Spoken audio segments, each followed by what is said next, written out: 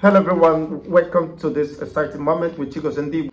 There have been many reactions across the regions of this country over the indigenization bill sponsored by Benjamin Carlo. It is quite very interesting, the development, as so many regions react differently over this proposed bill. What does it entail? The indigenization bill entails that wherever you reside up to 10 years, you naturalize and become an indigene of that region, regardless of where you are coming from or whom you are. You will have the rights of occupation, the right of acquisition, and the right to contest, to vote and be voted for in any election matters. And you'll be considered as someone who has the full right as those ethnic nationalities within the same region. Now, we've had the position of Hope Uzodimma, Ojozo Carlo, Benjamin Carlo, and the rest of them are projecting that indigenization bill or sponsoring the indigenization bill as a way of building trust and coherence among Nigerians. But that is a far cry from being the reality. And what people must understand, that the likes of Benjamin Carlo happens to be the deputy House Rep, and Ojozo Carlo, we've understood his antecedents, that he have never represented the Igbo interests. The first time he showed passion, he wept before the public, was as a result of him being denied the opportunity. He was saying a miloko for Senate president. That was the first time he shed tears because of what has to do with his personal interests. He had never represented the interests of an average Igbo man. Not even the Afara Ibeko where he hails from. That is not even the truth. When you sample opinions of people, they will tell you, who does Ojozo Carlo represent or mean to them? Of course, Hope Uzodimma, with its controversial circumstances and issues surrounding him, as the governor who brought the entire Imo State on his knees. Ever since he assumed office as Imo State president, Imo have never known peace. Imo has been turned to theater of war. Imo has become a place where organ harvesting, where kidnapping, where all manner of vices, nefarious activities thrives. That is quite very disturbing development. Now, for them pushing the agenda of indigenization, they have certain interests to protect. And I don't blame the Yoruba, the southwestern region, who is opposing this, because they understood the implication of this. And there is no any Igbo man in his right senses that will support the indigenization of settlers or residents. The very fact that you came to this place, everybody has his own roots. So there's no way you can force yourself on the Yorubas. You cannot become a Yoruba man. It is out of place. We here in Lagos, we are not Yorubas. We have a place. There is no way we can force ourselves as Yorubas. As Amadu Bello once said, he was the first person that said that Lagos was a no man's land, basing his emphasis on the fact that Lagos is where is more or less a multi-plural city that comprises different ethnic nationalities. But over time, they turned it to become a weapon designed against the Igbos. It was not Igbos that said it in the first instance. The person who said it, it was having intention to describe the Lagos State as a uh, a metropolitan city and the rest of them.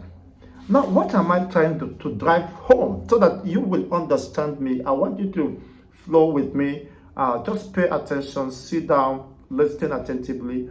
You will understand the reason why most people are reacting to this development of most recent time.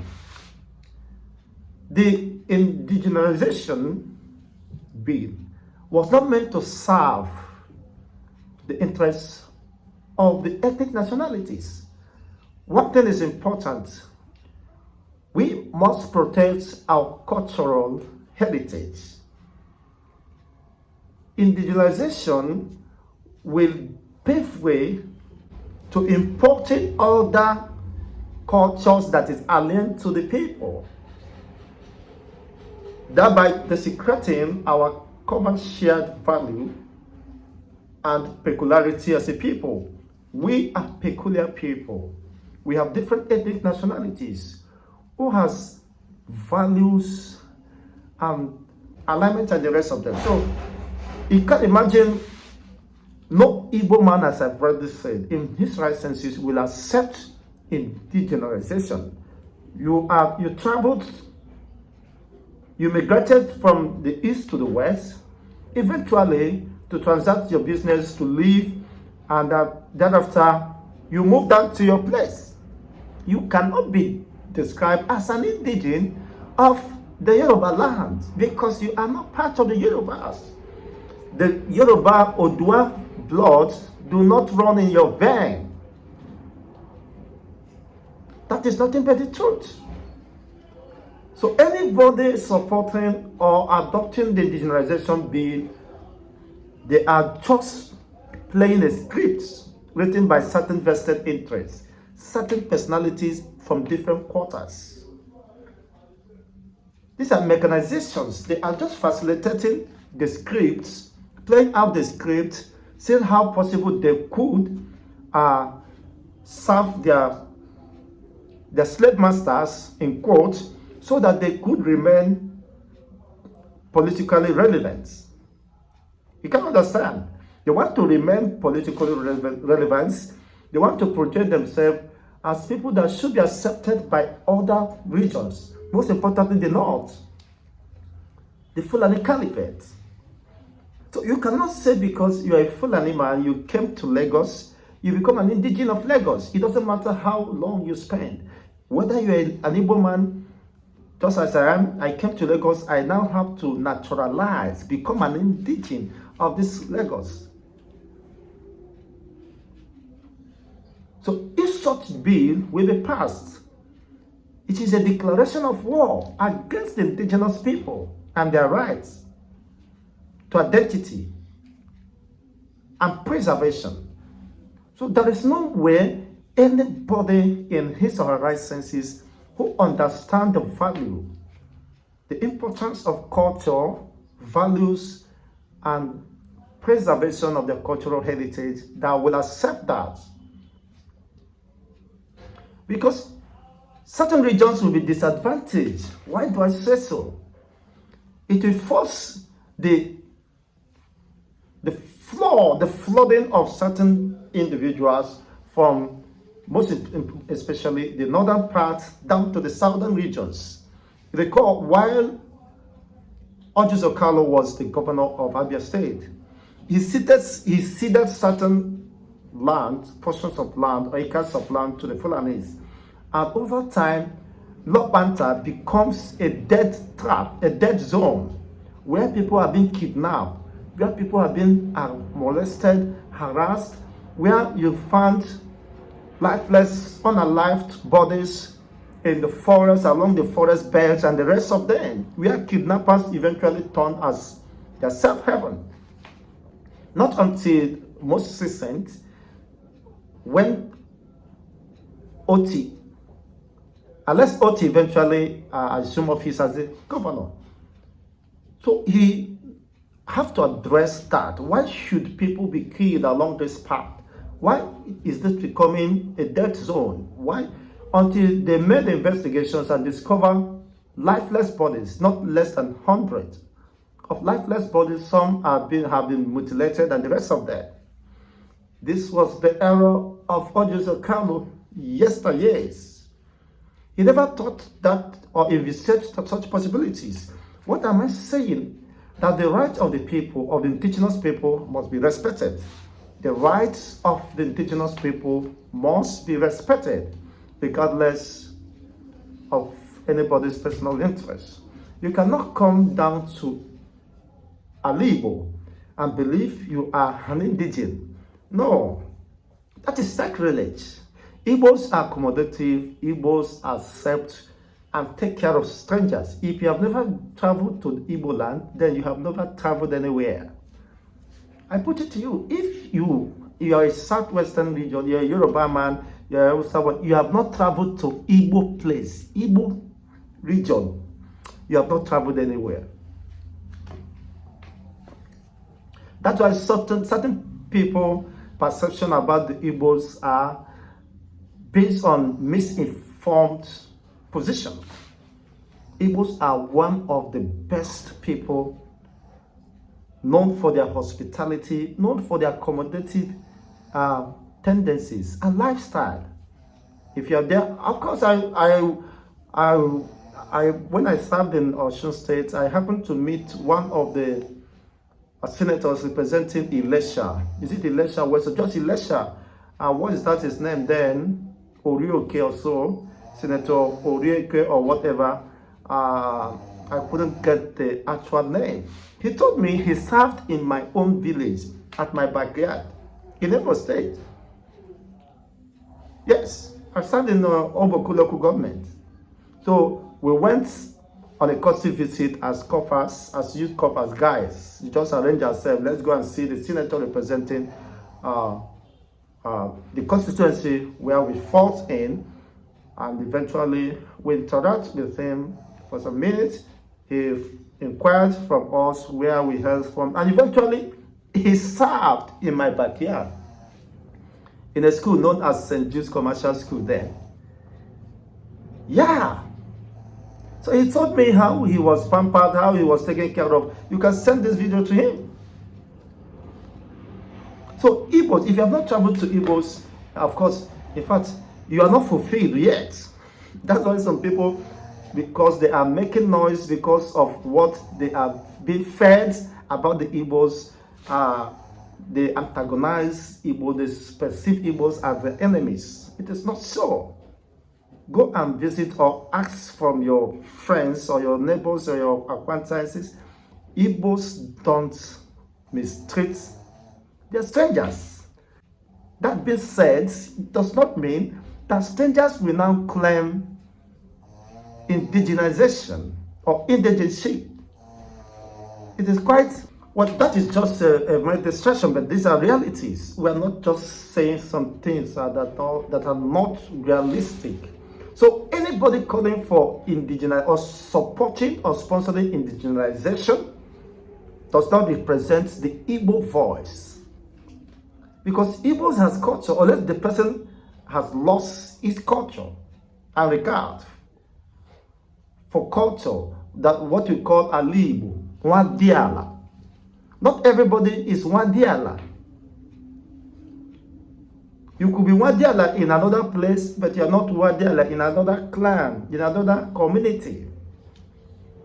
So Igbos held that in esteem and has so much regard for their people, the indigenes. So you cannot just adopt anybody by virtue of the fact he resides within a particular region for 10 years, and that automatically authorize him to become an indigene of the region, of this place. It's not done anywhere. And that is targeted against a particular regions. Most especially the Igbos are not happy with that development. I think it's very important we pass this message to the audience that the likes of Benjamin Carlo has never represented an Igbo interest. I could describe him by my own opinion as an opportunist. And those objects of color have not represented by my own opinion. I can make references when he was the governor of Abia State. His impact more or less was not felt, unlike what is happening under Alex Oti at this particular time. You see, you can see people-oriented programs, projects being sponsored by Alex Oti, and people are happy with him. In less than a year, there are people who have spent 8 years and their presence could not be felt. And definitely their absence means nothing. So anybody pushing such indigenization agenda has a motive, has an intention to please certain personalities and displease the majority of the ethnic nationalities, which definitely I will consider as dead on arrival, because people won't accept such on them. You can't force it on the people. People have their rights, they have their tradition, they have their custodians of their culture and tradition. I don't think an average Yoruba man, the likes of Oni of Ife, could accept such. I don't think an average Yoruba man could accept such to be forced on him. Recall what played out in 2023 governorship election. Even their own son, the Yorubas rejected their own son on the basis that his mother hails from the Igbo tribe. But his father is a bona fide son of a Yoruba Odua man. They were calling him Rigo. Rather, they were calling him, describing him as Chinedu. Chinedu, you want to come and rule Lagos. You see?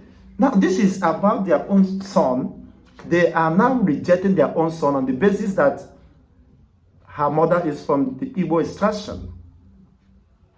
Now, let alone when even somebody who has no ancestral link with the Yorubas, whose father or mother does not come from the Yoruba extraction, and imagine or running or contesting for governorship in Lagos, in Ogun State, in Akure, and other, it doesn't make sense.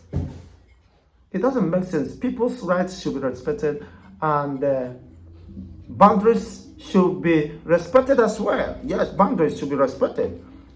The Yorubas should be accorded their respect. And well, if they allow that to fly, well, it is to their own chagrin. It is to their own dismay, utter dismay. But I am certain that the Yoruba will definitely resist this.